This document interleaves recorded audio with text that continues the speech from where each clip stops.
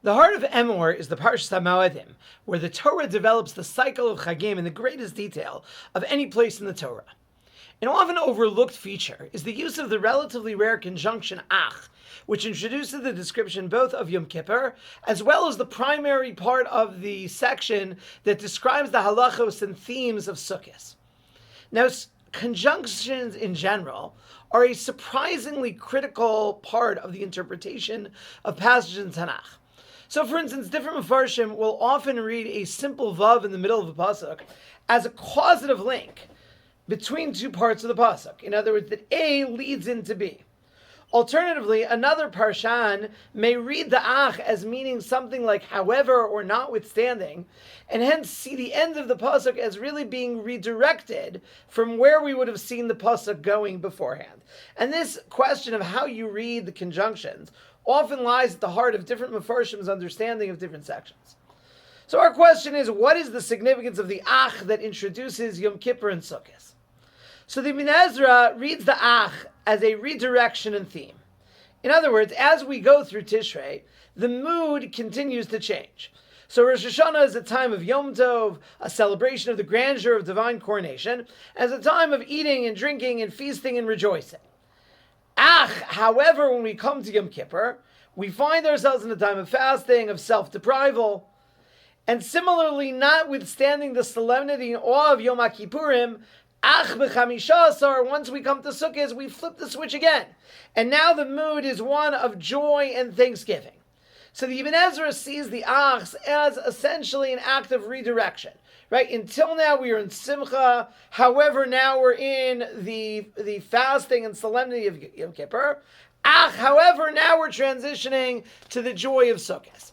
However, there is a striking Meshech Chochmah that I think elicits a significant and I think very applicable message from the humble ach of our parsha. So in an ideal world, Tishrei is a sort of continuum, a process of religious growth. That we begin with an encounter with God as King on Rosh Hashanah, which leads us naturally to self-examination, to tshuva, and reconciliation on Yom Kippur, which then segues quite naturally into the outpouring of joy of Sukkot, of being able to appreciate everything that had been built from Rosh Hashanah through Yom Kippur. But reality is often rockier.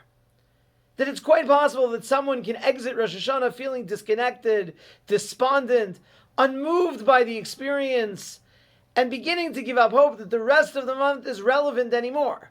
That it's very easy to come to the conclusion that if we fail to board the train on Rosh Hashanah, that we have no way of making it to the forgiveness of Yom Kippur or the joy of Sukkot. So the Meshech Chochmah suggests here enters the ach. While it may be true that ideally, a true Tishrei would hit each of these spiritual markers and provide us with greater energy and greater motivation and greater excitement to climb to the next level, the ach serves to remind us that they are independent of each other. Ki af im lo shav v'asara yamim shekodem Yom Kippurim, that even if one did not repent at all coming into Yom Kippur, the game is not over. And in fact, Yom Kippurim asar b'melacha v'tanis, Yom Kippur continues to have its full halachic force, even if one goes into it unprepared and unrealized.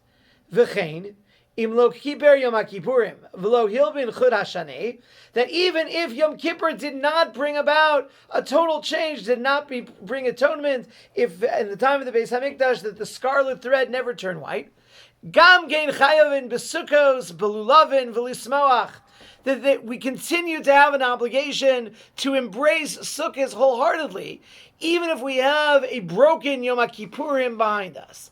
That each ach limits the idea that this is all one great continuum and that's the only way to experience it. But the idea that even a fragmented Tishrei continues to have power and value.